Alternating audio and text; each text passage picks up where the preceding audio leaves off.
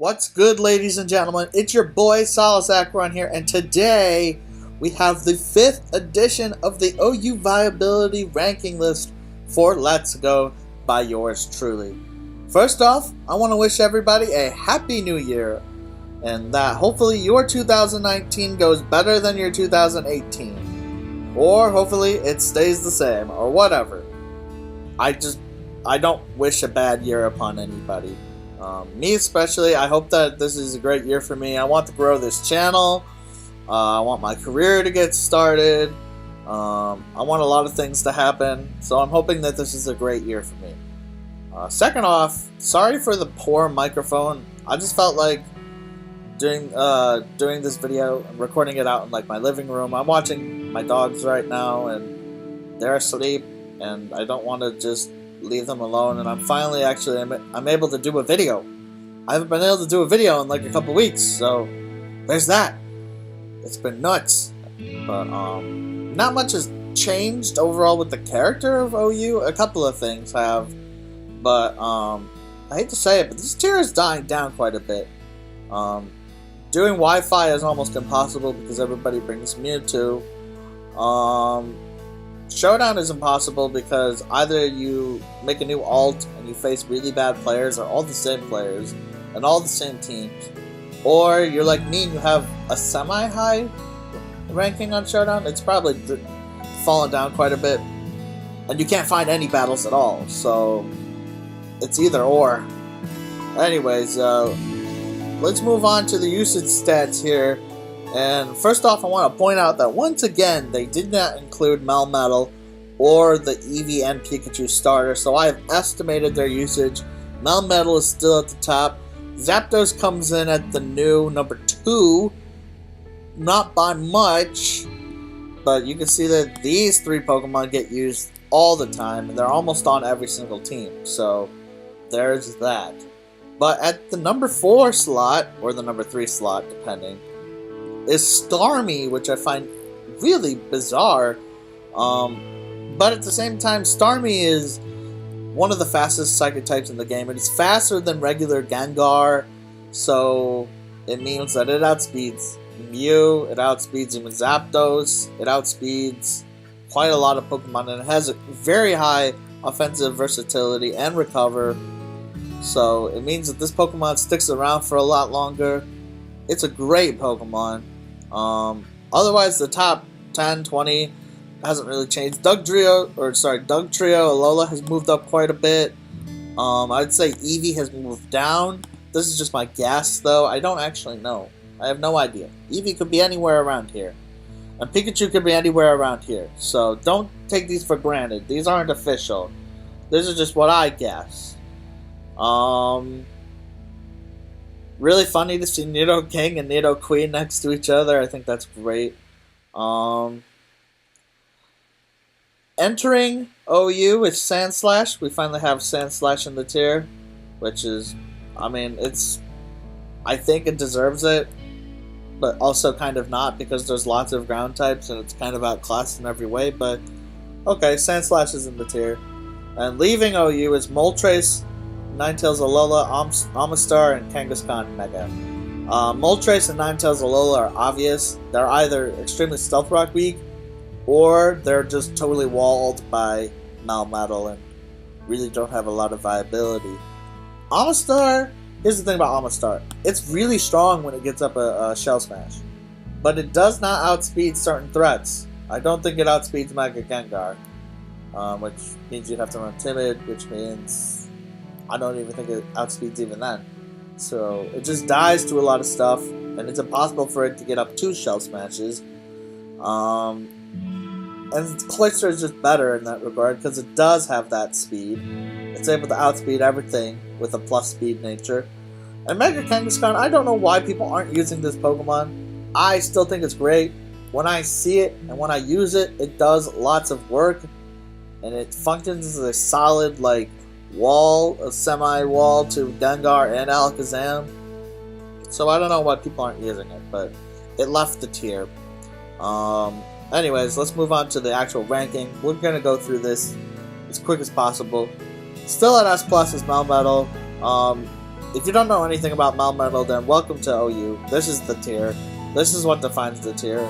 Use this on every team. This is the set. You can look it up in the description. At S rank still is Mew.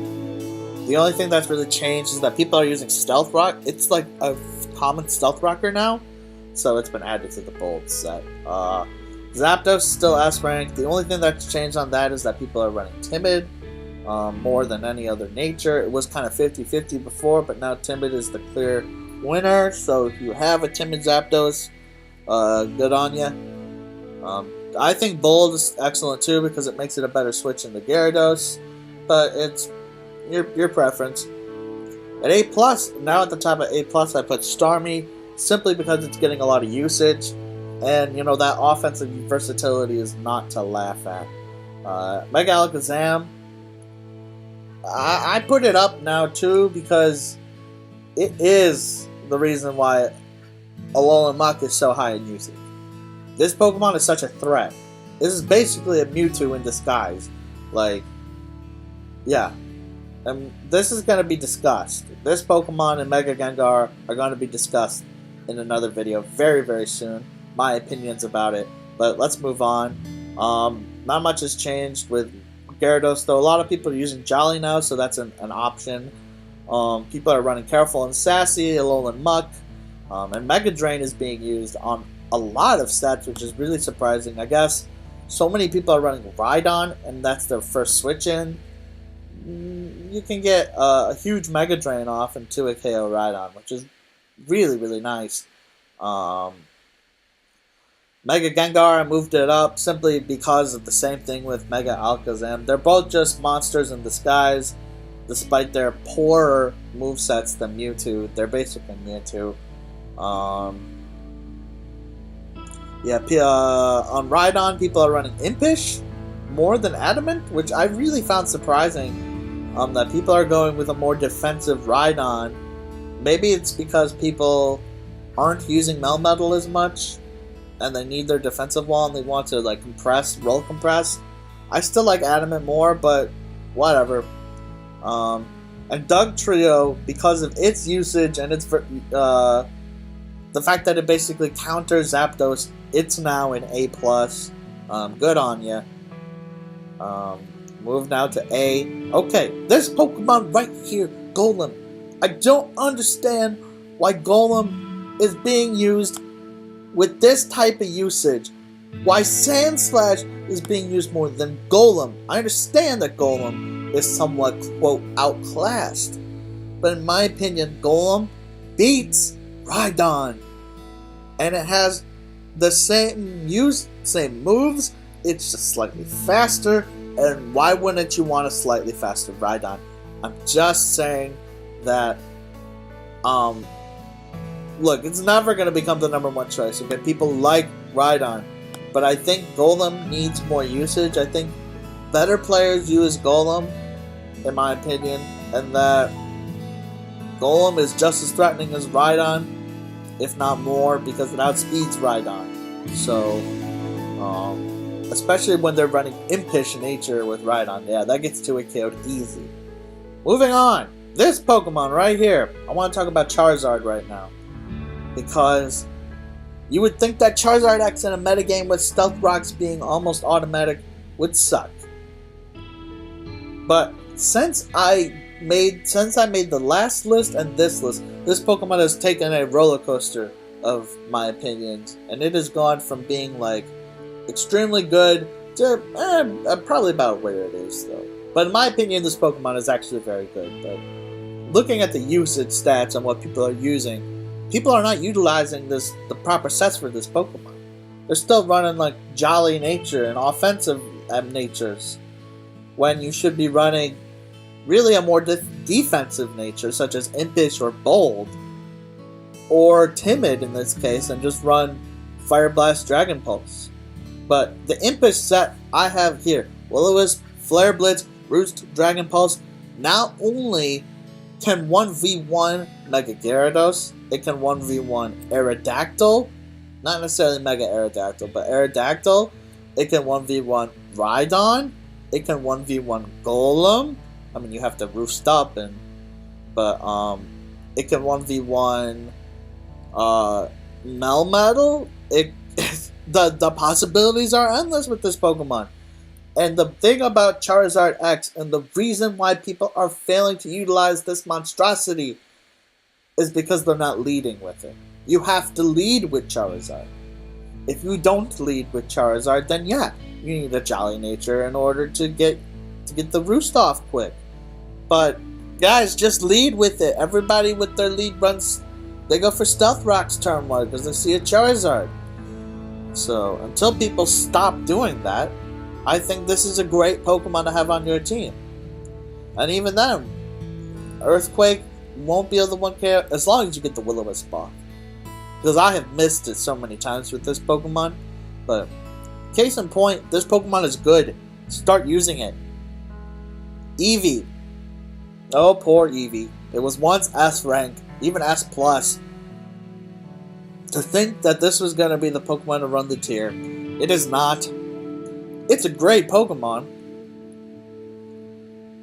It's a great Pokemon, and it's still very threatening. It always seems to cripple at least one Pokemon or do some kind of work. And against really bad players, yeah, it does 1v1 them, because people don't know what to do against Eevee, but people are figuring out what to do. And oftentimes when I run Eevee, it's just a dead slot. It's a sack. And I don't like it when a Pokemon on your team is just a sack. There's a point in which, does it actually do positive work, or is it just a useless Pokemon on your team that's there for very rare situations? And I find that, like, it's there for very rare situations in which I can actually outspeed an opponent and get off a Sparkly Swirl. It's mostly dead weight in my opinion. Aerodactyl, quite good. Cloyster's getting a lot more usage, so it moves up. And Venusaur. Now, Venusaur is an interesting Pokemon despite its poor usage on Showdown. I see it a lot on Wi-Fi, and it's very good on Wi-Fi. And I think Venusaur as a Pokemon is super good. Yeah. So please start using regular Venusaur because it's very, very good. Despite the Psychic type weakness, hey, pair it with the Alolan Muk. The Psychic type weakness is gone. Boom. Poliwrath is about where it was before. It's officially in the meta, which I think is nice. I always kind of hated on Poliwrath. I never thought it was going to be any good, but because of Mega Gyarados and also all those ground types, Poliwrath does really well in this metagame. I still like this set in particular. Bulk Up, Scald. I do actually like Low Kick over Superpower, but it's your preference. And Ice Punch to hit Zapdos on the Switch. Nidoking's getting a lot more usage. Poison Jab though. Why are people using this move? Look guys, Clefable is not a Pokemon in this metagame, okay? It technically is in OU, but it's getting bad usage. And is not a serious viable Pokemon at all. Not with Melmetal in the tier.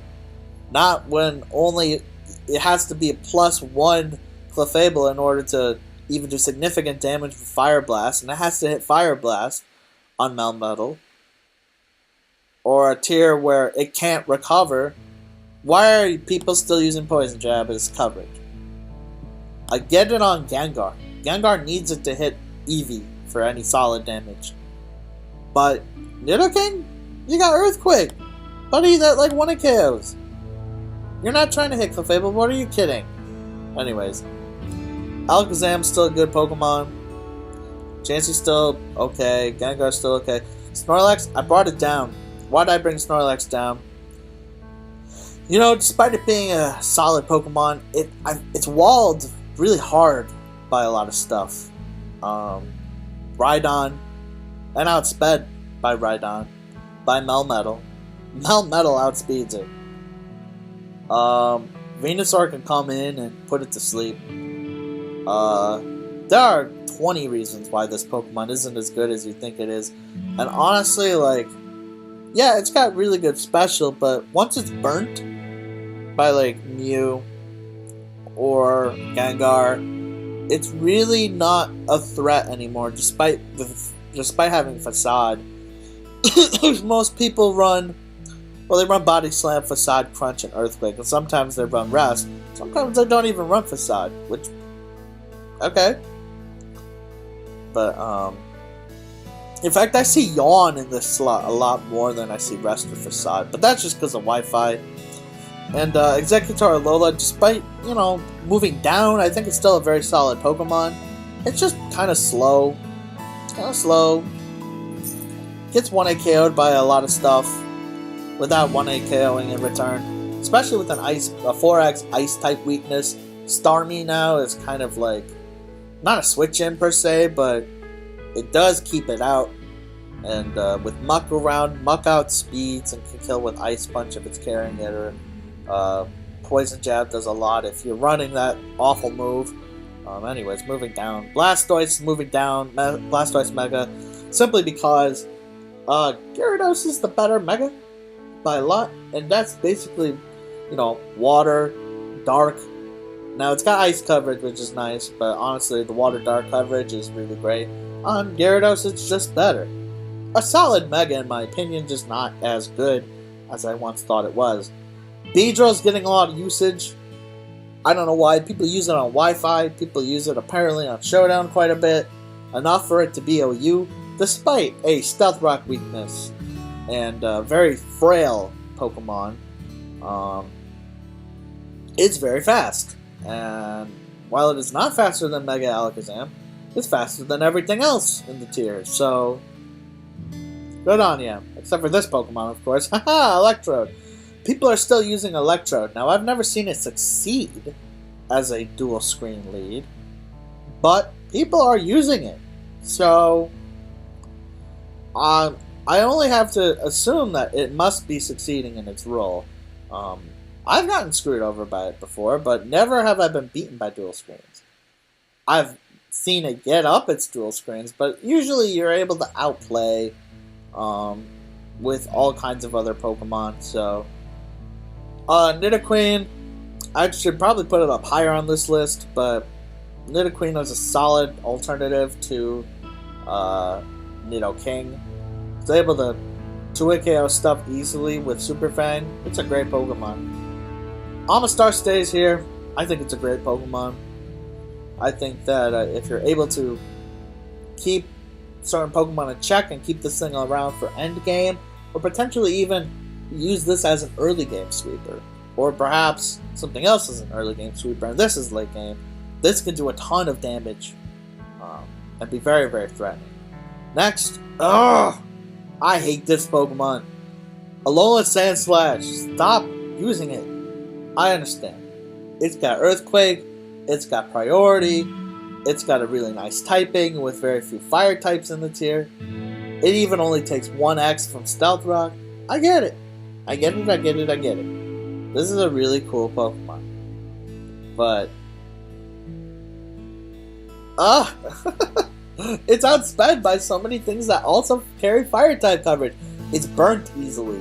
It's walled by Melmetal at first. Like, guys, this is not the godsend Pokemon y'all think it is.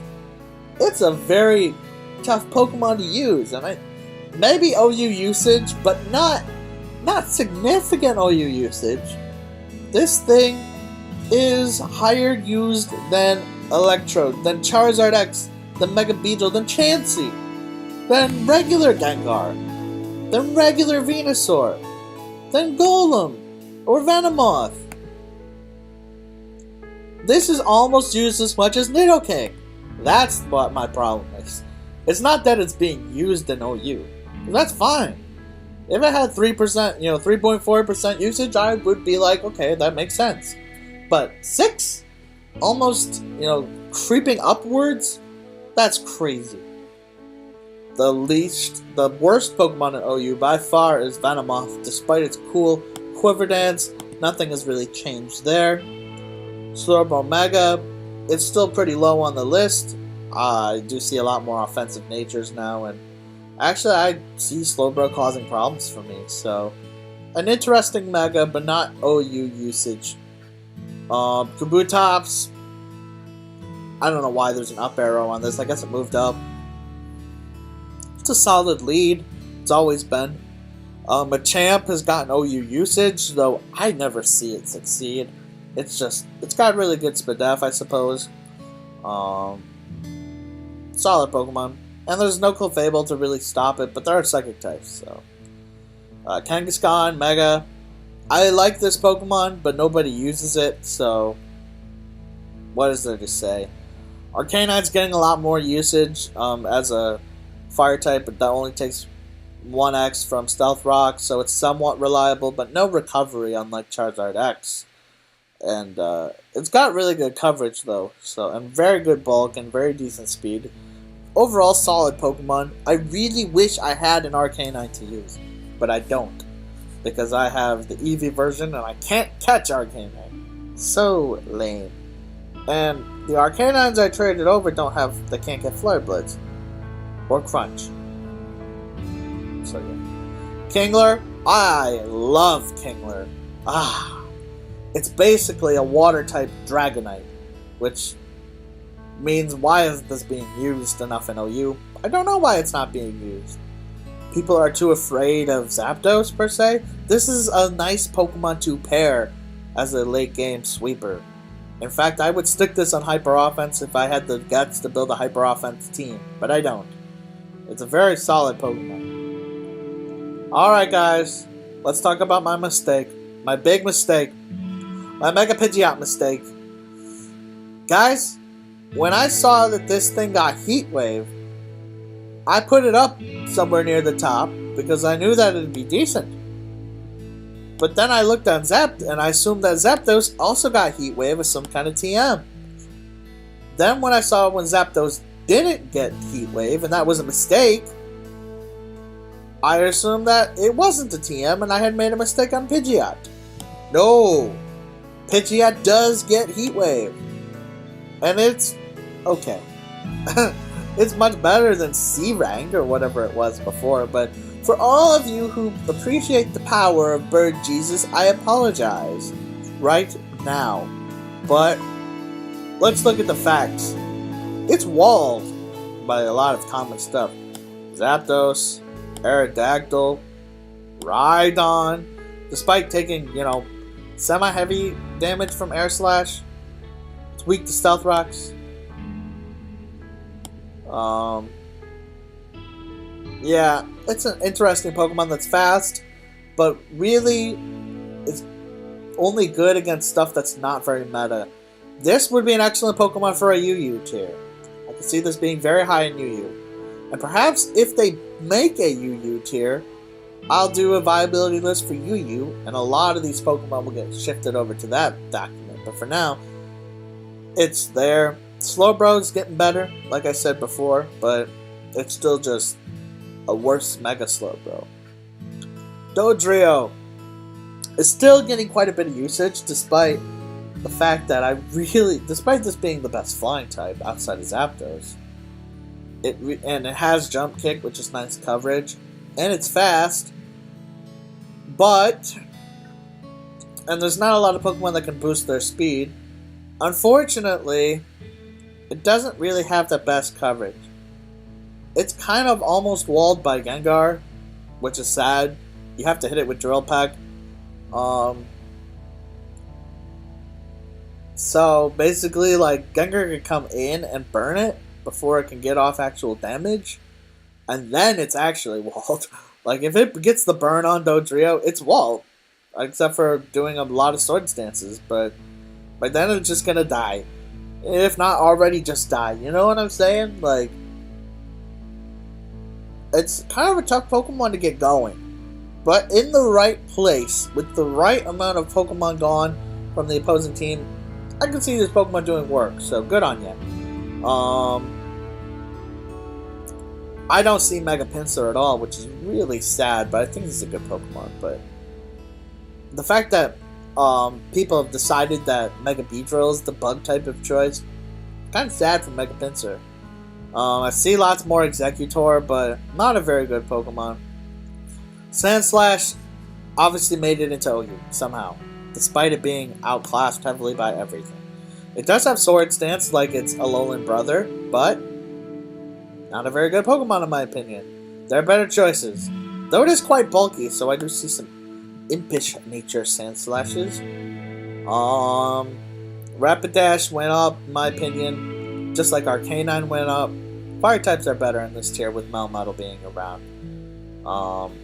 Victory Bell, I think, is still an excellent Pokemon. Never see it. So sad. It even has Sucker Punch, guys. Another Pokemon that I thought didn't get this move. Or the kind of move that it had. It does get Sucker Punch. Use it. It's cool. And I have to move Clefable out of B+, because I don't think this Pokemon belongs in OU. I hope it falls next month. I hope I get to the next month rankings and say, bless my soul, Clefable is out of OU. Other than that, not much. The list really is just a bunch of garbage after that, so...